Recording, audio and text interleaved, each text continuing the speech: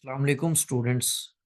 आज हमारा real analysis का लेक्चर नंबर 34 है। तो प्रीवियस लेक्चर में हमने रीमान इंटीग्रल को स्टार्ट किया था। आज फर्दर उससे रिलेटेड कुछ एग्जांपल्स और कुछ रिजल्ट्स हम देखेंगे।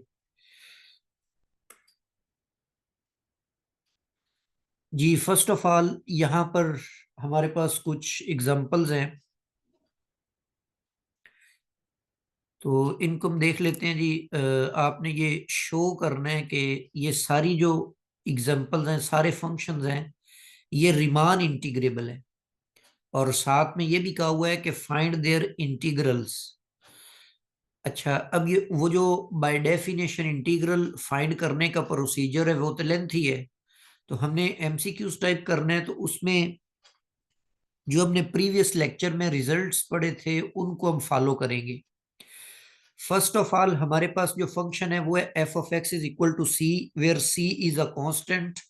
और यहां पर हमें एक क्लोज्ड इंटरवल ए भी दिया हुआ है जिसको एक्स बिलोंग कर रहा है, तो ये इंटीग्रेबल होगा। इसके लिए हमने एक रिजल्ट देखा था कि जो कांस्टेंट फंक्शन होता है क्लोज्ड इंटरवल के ऊपर वो इंटीग्रेबल होता है। उस रिजल्ट की हेल्प से ये फंक्शन इंटीग्रेबल है। और बाकी जो आपने इसको इंटीग्रेट करना है तो उसके लिए जो आपको आपके पास जो एफएससी में सारी मेथडोलॉजीज हैं उन्हीं को आप यूज करते हुए इसको इंटीग्रेट करेंगे। तो c कांस्टेंट है तो इसकी इंटीग्रेशन x आ जाएगी और a टू b इंटरवल आ जाएगा। तो इसकी इंटीग्रेशन आपके पास आ गई जी c इंटू बी माइनस ए। तो ये इसका इंटीग्रल है। सिमिलरली नेक्स्ट आपके पास है f of x is equal to X cube. अब ये याद रखें कि प्रीवियस लेक्चर में हमने बात की थी कि जो कंटिन्यूअस फंक्शन होता है क्लोज्ड इंटरवल के ऊपर वो हमेशा इंटीग्रेबल होता है। अब इस तरह के पावर वाले जितने भी फंक्शंस हैं, एक्स स्केयर की बात कर लें, एक्स क्यूब की बात कर लें, ये सारे के सारे फंक्शंस कंटिन्यूअस होते हैं क्लोज्ड इंटरवल के ऊपर। बल्कि पॉलिनोमियल फंक्शंस जो हैं वो भी क्लोज्ड इंटरवल के ऊपर कंटिन्यूअस होते हैं, तो इसीलिए ये इंटीग्रेबल होते हैं। उस रिजल्ट की हेल्प से आप ये कह सकते हैं कि ये जो फंक्शन है ये चूंकि कंटिन्यूअस है क्लोज्ड इंटरवल के ऊपर, इसीलिए ये यहां पर इंटीग्रेबल है। और इंटीग्रल इसका फाइंड करेंगे जी, इंटरवल में दिया हुआ है 0 से 1 और एक्स क्यूब और डी एक्स। तो इसको हम राइट करेंगे जी, पावर पावर रूल जो है इंटीग्रेशन का, एक्स रेज टू पर 4 डिवाइडेड बाय 4। 0 to 1, तो अपर लिमिट 1 पुट कर दे, लोअर लिमिट 0 पुट कर दे, तो 1/4 इसका इंटीग्रल आ जाएगा। सिमिलरली थर्ड एग्जांपल है F of X is equal to 1/1 plus X. तो ये जो इंटीग्रल है ये भी कंटिन्यूअस है इस क्लोज्ड इंटरवल के ऊपर, तो कंटिन्यूटी की वजह से ये फंक्शन भी इंटीग्रेबल है।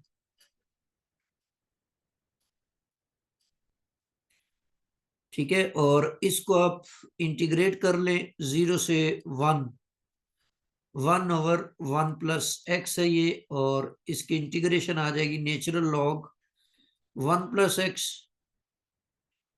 अपर लिमिट इसमें पुट करेंगे तो वो आ जाएगा नेचुरल लॉग 2 और माइनस नेचुरल लॉग 1 जो कि 0 होता है, तो इसलिए इसका फाइनल रिजल्ट जो है वो नेचुरल लॉग 2 बन जाएगा। सिमिलरली नेक्स्ट हमारे पास है जी ब्रैकेट फंक्शन।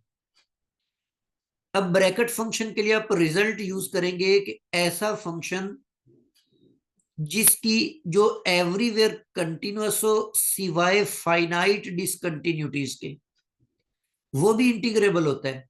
अब इस फंक्शन की फाइनाइट नंबर ऑफ डिसकंटिन्यूटीज जो हैं, ऐसे मतलब पॉइंट्स जहां पर ये डिसकंटिन्यूअस है वो फाइनाइट हैं, तो इसीलिए ये उस रिजल्ट की मदद से आप इसके बारे में कहेंगे कि ये इंटीग्रेबल है। और इसकी अगर आप इंटीग्रेशन फाइंड करेंगे 0 to 10 और इंटीग्रल ऑफ ब्रैकेट फंक्शन, तो अब ये उसी तरीके से 0 से 1 ये इसकी वैल्यू 0 होती है, और 1 से 2 इसकी वैल्यू जो होती है वो 1 होती है। सिमिलरली 2 से 3 इसकी वैल्यू 2 होती है फंक्शन की, और सिमिलरली 3 to 4 इसकी वैल्यू जो होती है वो 3 होगी, और 4 to 5 इसकी जो वैल्यू है वो 4 होगी, और 5 to 6 इसकी वैल्यू 5 होगी, और 6 to 7 इसकी वैल्यू जो है वो 6 होगी, और प्लस 7 to 8 इसकी जो वैल्यू है वो आपके पास 7 है।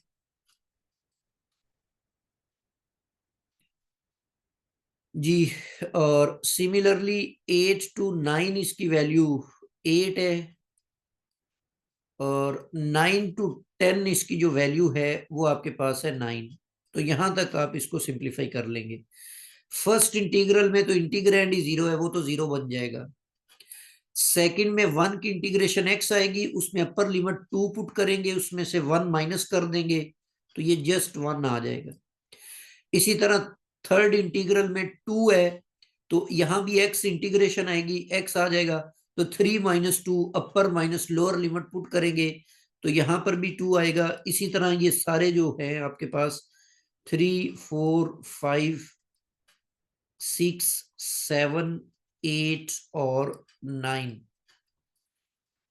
तो इस तरीके से ये आ जाएंगे। इनको आप ऐड कर ले तो आई थिंक ये 45 बनेगा। तो ये इसका रिजल्ट है, ये इसका इंटीग्रल निकल आया हुआ जी। सिमिलरली जो फिफ्थ आपके पास एग्जांपल है, इसमें F of X is equal to E raise to power X दिया हुआ, और इंटरवल आपके पास 0 to c है। ये क्लोज्ड बाउंडेड इंटरवल है, इसीलिए ये फंक्शन इस पर कंटिन्यूअस होगा, जिसकी वजह से ये इंटीग्रेबल होगा।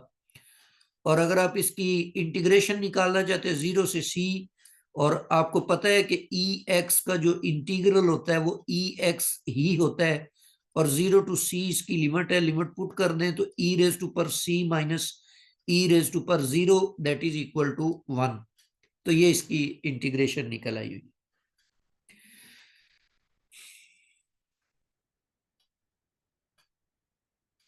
जी, नेक्स्ट कुछ और एग्जांपल्स हैं।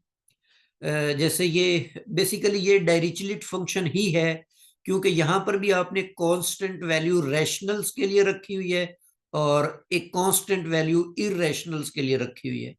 तो इसको मैंने प्रीवियस लेक्चर में प्रूफ कर दिया हुआ था कि ये इंटीग्रेबल नहीं होता क्लोज्ड इंटरवल के ऊपर।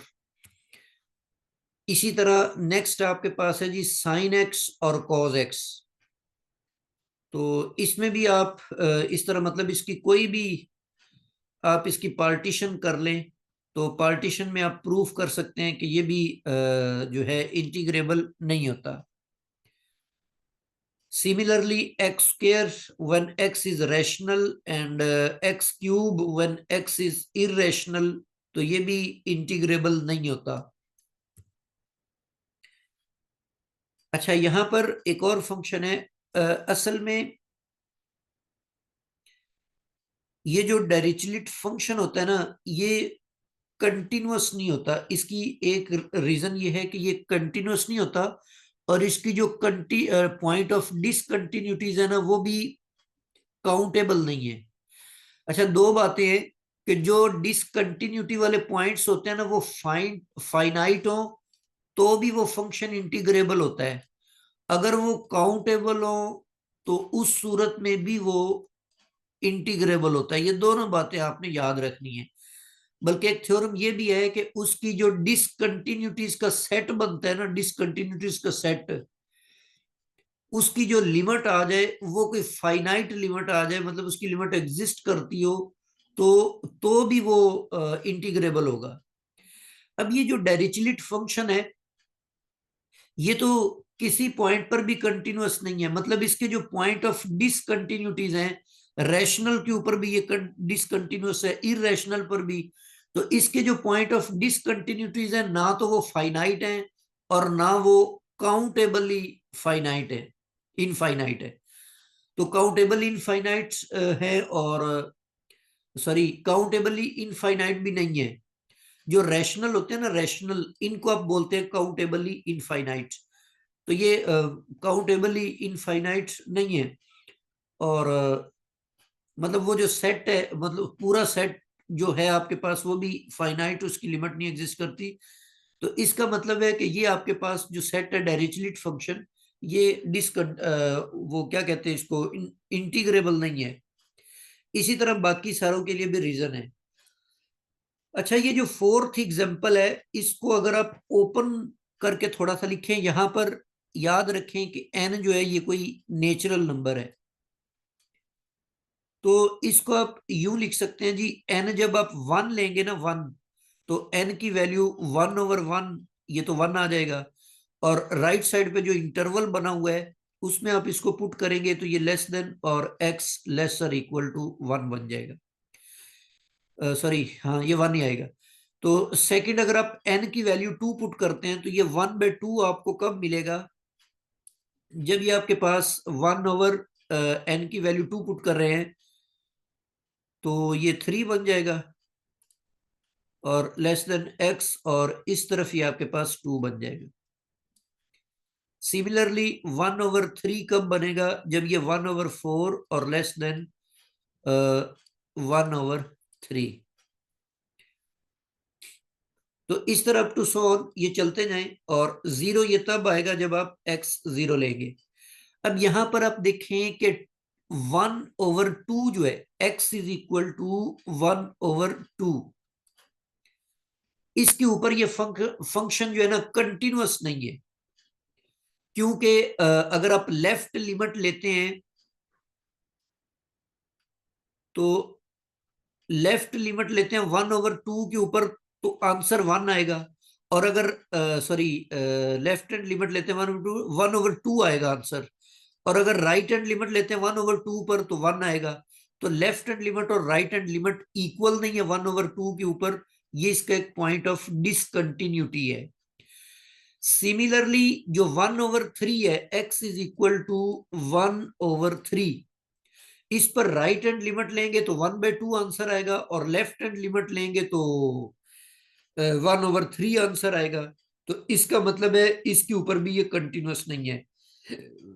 इसी तरह इस तरह के जितने भी नंबर्स हैं, 1/4 है, एक्स इज इक्वल टू 1/5 है, ये सारे इसके पॉइंट ऑफ डिसकंटिन्यूटीज हैं, और ये सारे के सारे काउंटेबल हैं।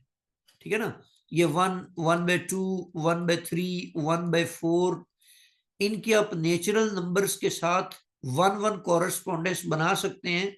तो ये एक काउंटेबल सेट बनेगा। तो इसका मतलब है इस फंक्शन की जो सेट ऑफ डिसकंटिन्यूटीज हैं, वो एक काउंटेबल सेट बन रहा है, जिसकी वजह से ये जो फंक्शन है ये इंटीग्रेबल होगा इस इंटरवल के ऊपर।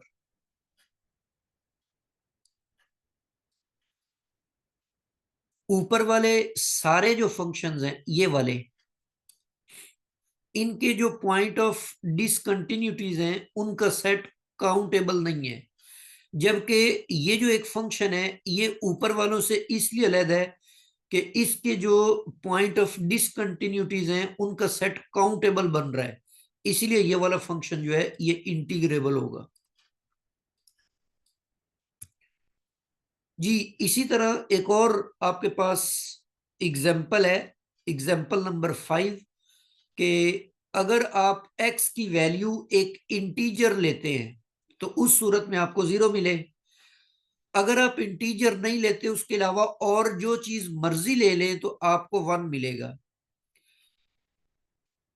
तो ये जो फंक्शन है ये इंटीग्रेबल होगा इस क्लोज्ड इंटरवल पर, जब आप यहां पर कोई भी इंटीजर नंबर, पॉजिटिव इंटीजर लेंगे। अच्छा, मिसाल के तौर पे n की वैल्यू में डिसाइड कर लेता हूं जी 10 है। अब आप अगर x इज इक्वल टू 1 पर इस फंक्शन को देखें, x इज इक्वल टू 1 पर कंटिन्यूटी इसकी चेक करें, तो जब आप लेफ्ट हैंड लिमिट लेंगे, तो बेसिकली आप x को अप्रोच करेंगे लेफ्ट साइड से, तो वो 1 से थोड़ा सा छोटा कोई नंबर होगा, मतलब वो इंटीजर नहीं होगा। तो इसका मतलब है कि ये वाली लिमिट में f अप्रोच करेगा जीरो को। और अगर आप x की वैल्यू 1 से ग्रेटर लेते हैं, राइट साइड से 1 को अप्रोच करते हैं, तो भी f अप्रोच करेगा 0 को। लेकिन अगर आप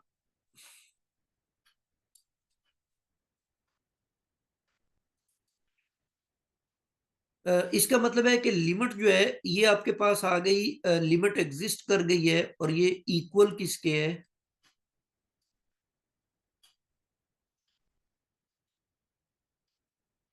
0 पर नहीं, 1 पर हम निकाल रहे हैं। 1 पर इसकी लिमिट जो निकलती है वो 0 निकल आती है। और अगर आप 1 के ऊपर इसकी लिमिट वो चेक करते हैं इसका, तो वो आपके पास 0 आ रहा है। इसी तरह आप मतलब कोई और इंटीजर ले लें, 2 ले लें, तो उसके साथ भी यही बिहेवियर होगा। अगर आप 3 ले लें, उसके साथ भी ये बिहेवियर होगा। इसका मतलब है कि ये जो फंक्शन है ये कंटिन्यूअस है इस क्लोज्ड इंटरवल के ऊपर। तो एवरी कंटिन्यूअस फंक्शन जो है वो आपके पास क्या है? सॉरी, इसमें ये एक मिस्टेक हमने कर दी कि जब आप 1 को अप्रोच करेंगे ना, तो वो 1 से थोड़ा सा कोई स्मॉलर नंबर होगा, तो वो इंटीजर तो नहीं होगा। उस सूरत में लिमिट आपको 1 मिलेगी। फंक्शन 1 को अप्रोच करेगा। और राइट साइड से अगर अप्रोच करते हैं तो ये फंक्शनल वैल्यू देखे ना अदरवाइज वाले पोर्शन में, तो ये 1 है। तो लिमिटिंग वैल्यू इसकी 1 बनती है। और जो एक्चुअल वैल्यू है वो इंटीजर के ऊपर 0 बनती है। हाँ, तो ये इंटीजर के ऊपर ये कंटिन्यूअस नहीं है, 1 के ऊपर ये कंटिन्यूअस नहीं है। इसी तरह x इज इक्वल टू 2 पर ये कंटिन्यूअस नहीं है। तो इसका मतलब है कि ये जो सारे इंटीजर्स नंबर्स है ना, इनके ऊपर ये कंटिन्यूअस नहीं है। तो इसका मतलब है इसके जो पॉइंट ऑफ डिसकंटिन्यूटीज हैं ये काउंटेबल है, काउंटेबली इनफाइनाइट है। तो इसीलिए ये भी ऊपर जो फोर्थ एग्जांपल के अंदर आपने रीजन दी थी, वही रीजन आप यहां पर यूज करके इसको कह सकते हैं कि ये चूंकि countably infinite point of discontinuities रखता है, इस वजह से ये इंटीग्रेबल है।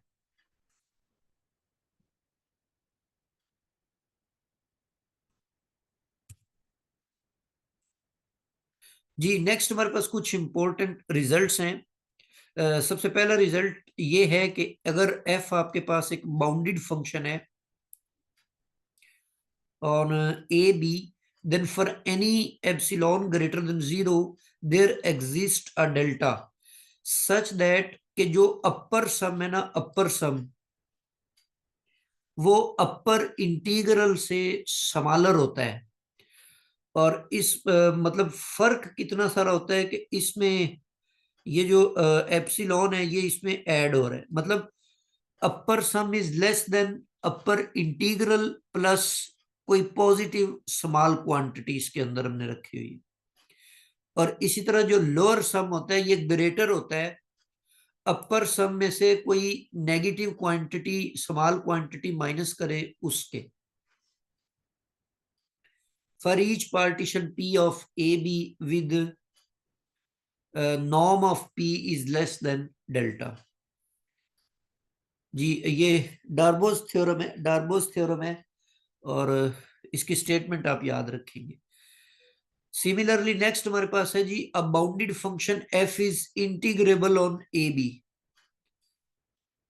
f जो है ये एक इंटीग्रेबल फंक्शन है, बाउंडेड भी है और इंटीग्रेबल है क्लोज्ड इंटरवल a के ऊपर, if and only if there exist a number i such that for any epsilon greater than 0 there exists a delta greater than 0 such that for each partition P of AB with norm of P less than delta, के इसके लिए ये वाली दोनों conditions पूरी हो कि आप एब्सोल्यूट वैल्यू ले अपर सम माइनस उस नंबर आई के साथ, तो ये लेस देन एप्सिलॉन हो।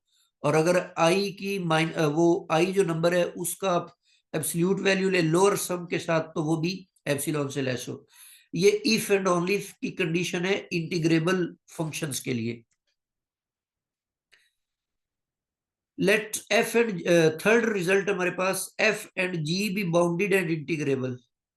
एफ और जी जो है ये इंटीग्रेबल और बाउंडेड हैं क्लोज्ड इंटरवल ए बी के ऊपर।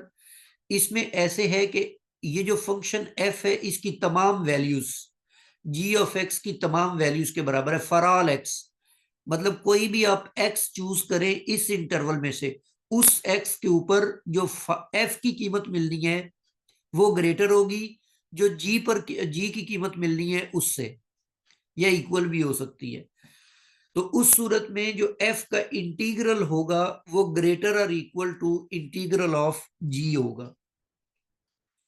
तो इसी का एक कॉन्सिक्वेंस है नीचे, मतलब इसकी क्रॉलरी समझ लें कि अगर एफ आपके पास एक बाउंडेड और इंटीग्रेबल फंक्शन है क्लोज्ड इंटरवल ए बी पर, और एक्स की तमाम वैल्यूज के लिए ये फंक्शन अगर पॉजिटिव है, नॉन नेगेटिव है, तो उस सूरत में इंटीग्रल की जो वैल्यू है वो भी नॉन नेगेटिव मिलेगी जी।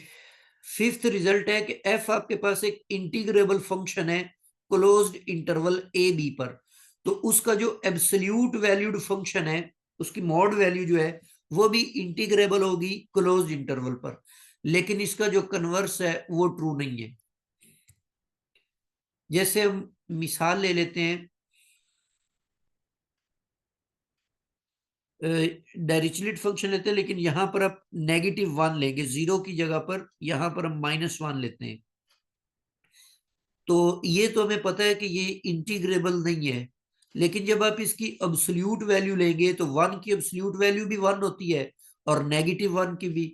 इसका मतलब है कि ये फंक्शन की जो अब्सोल्यूट वैल्यू है ये तमाम रियल नंबर्स के लिए एक्स बिलोंगिंग टू आर के लिए ये फंक्शन बन जाएगा।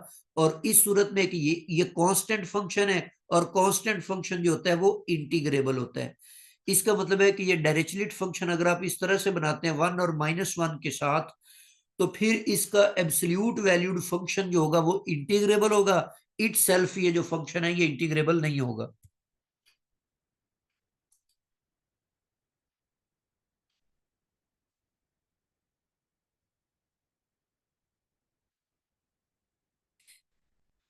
जी, रिजल्ट नंबर 7 है कि अगर आपके पास एफ एक इंटीग्रेबल फंक्शन है क्लोज्ड इंटरवल ए बी के ऊपर, और के कोई भी एक रियल कांस्टेंट है, तो फिर ये जो के टाइम्स एफ है, के टाइम्स एफ मतलब के को एफ से मल्टीप्लाई कर दें तो ऐसा फंक्शन भी इंटीग्रेबल होगा उसी इंटरवल ए बी के ऊपर। और उसको आप इस तरह से इंटीग्रेट करेंगे कि कांस्टेंट को आप आउटसाइड ले आएंगे और फंक्शन को आप इंटीग्रेट कर देंगे। सिमिलरली इंटीग्रेबल फंक्शंस का जो सम होता है वो भी इंटीग्रेबल होता है। F and G be integrable on A B, तो उस सूरत में जो ये जो इनका सम होता है ये भी इंटीग्रेबल होता है उसी इंटरवल के ऊपर। और उसको आप फिर इस तरीके से इवेलुएट कर लेते हैं अलग अलग सेपरेट करके।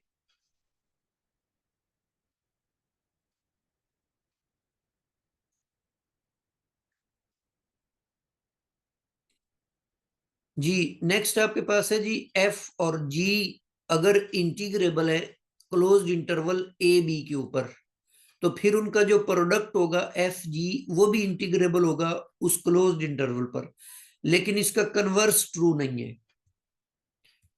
कन्वर्स में आप ये एग्जांपल ले सकते हैं कि जो डायरेक्टली फंक्शन था एफ ऑफ एक्स जो था हमारे पास, ये हमने यूं डिफाइन किया हुआ था कि एफ जब एक्स बिलोंग करे क्यू को, और -1 जब ये एक्स बिलोंग करे इरेशनल नंबर्स के सेट को। अब आप जी को थोड़ा सा चेंज करके डिफाइन कर लें, यूं लिखें कि -1 हो जब एक्स बिलोंग करे क्यू को, और +1 हो जब एक्स बिलोंग करे इरेशनल नंबर्स को।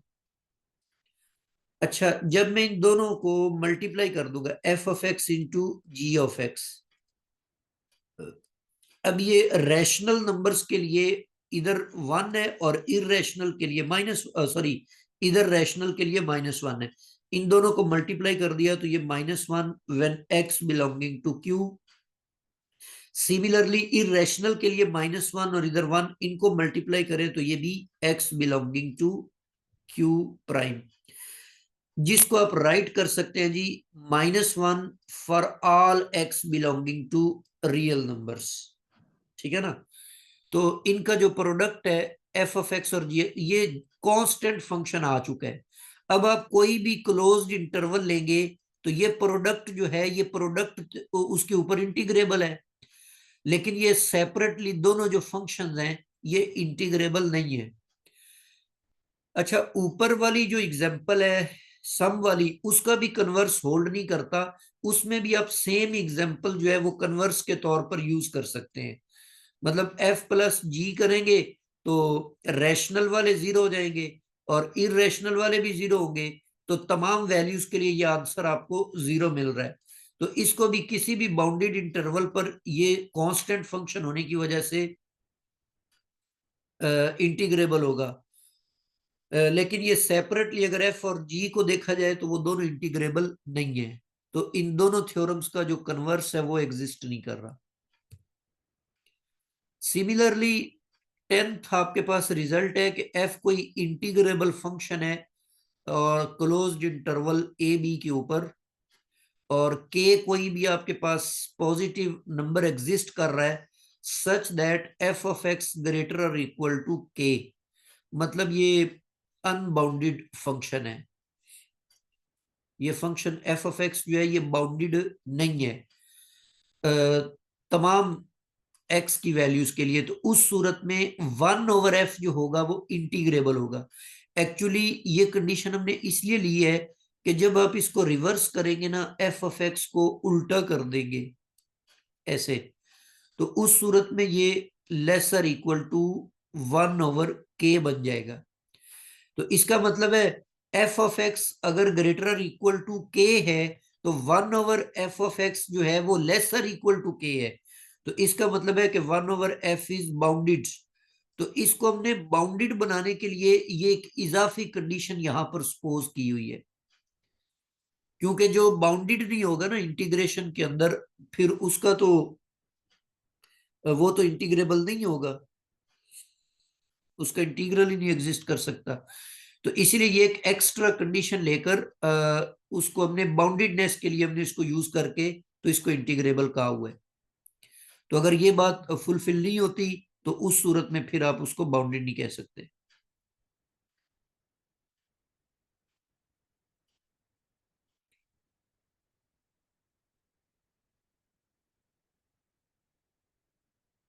सिमिलरली टू फंक्शंस के कोशेंट की कंडीशन है कि अगर F and G be two integrable functions on the closed interval A B, और आपके लिए कोई नंबर के पॉजिटिव एग्जिस्ट करेगा, यहां पर हम जी ऑफ एक्स को बाउंड अनबाउंडेड ले रहे हैं, क्योंकि बटे के नीचे जो डिनोमिनेटर में हमने जी को राइट करना है ना, तो इसलिए जी पर हमने कंडीशन लगाई कि ये अनबाउंडेड है तमाम एक्स की वैल्यूज के लिए जो इस इंटरवल से बिलोंग करती हूँ।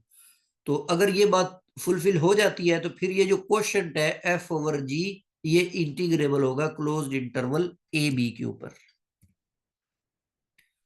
ये यहां तक हमारा आज का जो लेक्चर है ये कंप्लीट हो गया है। तो इसमें अगर कोई कंफ्यूजन है तो वो